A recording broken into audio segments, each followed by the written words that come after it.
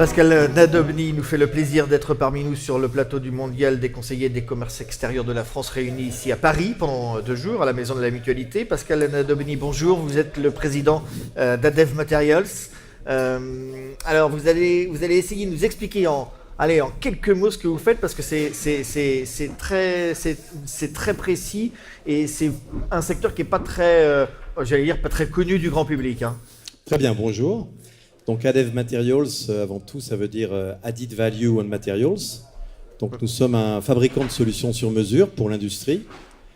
Nous servons des industries qui favorisent des matériaux innovants, donc tels que l'aéronautique, tels que l'automobile, tels que la construction, tels que l'énergie. Qu'est-ce que vous fabriquez par exemple? Donc on travaille à partir de 2 grands types de matériaux, des isolants et des films d'un côté, et de l'autre des adhésifs et des colles. Donc voilà. Ce sont des produits de très haute technologie. Hein. C'est de la technologie. C'est des produits qui s'adressent à des segments industriels, encore une fois, qui recherchent toujours une logique de performance, qui peuvent être sur les caractéristiques, sur le poids, sur les fonctionnalités. Et nous apportons une deuxième dimension au-delà de cette expertise sur les matériaux. C'est une expertise sur les process et sur leur application. Donc c'est dans la mise en œuvre qu'on apporte le plus de gains à nos clients. Parlons de votre entreprise, Adev Materials. Comment est-ce que vous êtes structuré? Où est-ce que vous êtes implanté? Donc Adev Materials aujourd'hui est devenu une ETI qui a passé le cap des 100 millions d'euros de chiffre d'affaires. Nous avons 4 grandes organisations opérationnelles, une isolant et film et l'autre Adhesive and Tapes qui est en Europe. Et puis nous avons organisé une BU géographique en Amérique du Nord suite à nos dernières croissances externes et une spécialisation aérospace. Combien de collaborateurs? Donc en tout, c'est un peu plus de 500 personnes. 500 personnes. Le chiffre d'affaires? Donc un peu plus de 100, 104 un peu plus millions de 100 d'euros. Millions, oui, vous nous l'avez dit. Comment est-ce que vous êtes développé à l'international? Comment est-ce que vous faites? Vous implantez ou vous allez chercher des compétences locales? Alors notre métier est un métier d'expertise et de service. Donc on a eu la première étape, comme la plupart des entreprises de notre taille, qui a été de suivre nos grands comptes, nos grands clients. C'était le début des années 2000, principalement sur l'Europe, et en particulier l'Europe centrale, à l'époque où elle dupliquait des usines en Pologne, en Tchéquie, etc. Et puis depuis 2012, en particulier grâce au symposium mondial des CCE à Miami, on s'est rendu compte qu'il y avait un vrai potentiel sur l'Amérique du Nord. Et depuis, nous avons acquis, depuis 2014, 3 sociétés aux États-Unis, une au Canada, une en Belgique et une en Pologne. Alors on le voit, l'international, ça coule dans vos veines, hein, c'est un peu l'ADN d'Adev Materials. Malgré ça, il y a quand même beaucoup encore d'entreprises qui n'osent pas aller exporter ou s'internationaliser. Si vous aviez quelques conseils à leur donner, ça serait quoi?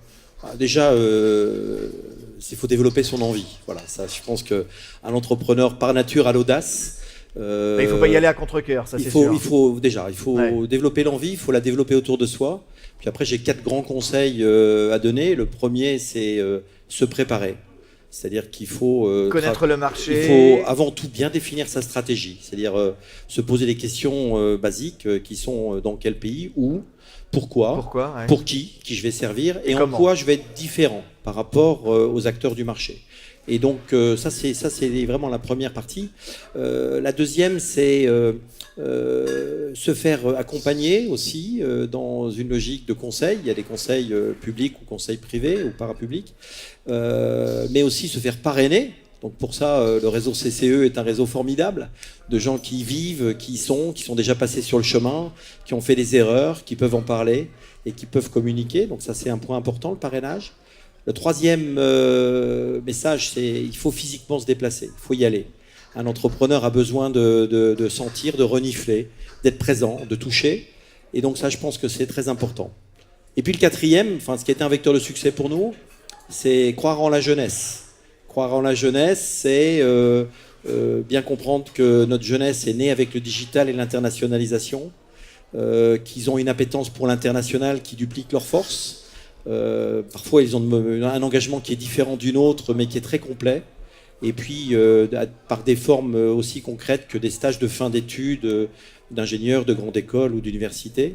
Et puis par le VIE, qui est un dispositif formidable que Adev Materials a beaucoup utilisé et continue d'utiliser, on arrive à attirer des talents qui nous rendent en multiples ce que l'on investit sur eux. Merci beaucoup Pascal Nadobny, président d'Adev Materials, d'être venu ici sur le plateau du Mondial des CCE. Merci. Voilà. Je peux ajouter aussi que c'est un cercle vertueux, si vous le souhaitez. Ajoutons que c'est un cercle vertueux. C'est-à-dire que aujourd'hui, l'international renvoie aujourd'hui une multiplication de nos atouts, c'est-à-dire qu'on se découvre soi-même, on prend confiance et on crée une attractivité chez nos clients, chez nos fournisseurs, chez nos financiers et bien sûr aussi chez tous les talents qu'on souhaite attirer. Donc je pense que pour les PME et pour les ETI, l'enjeu de l'internationalisation, il faut le voir comme un cercle vertueux qui a un rebond extrêmement favorable sur l'activité française. Merci beaucoup Pascal Nadobny d'être venu ici. Merci à vous. Président d'Adev Materials. Merci.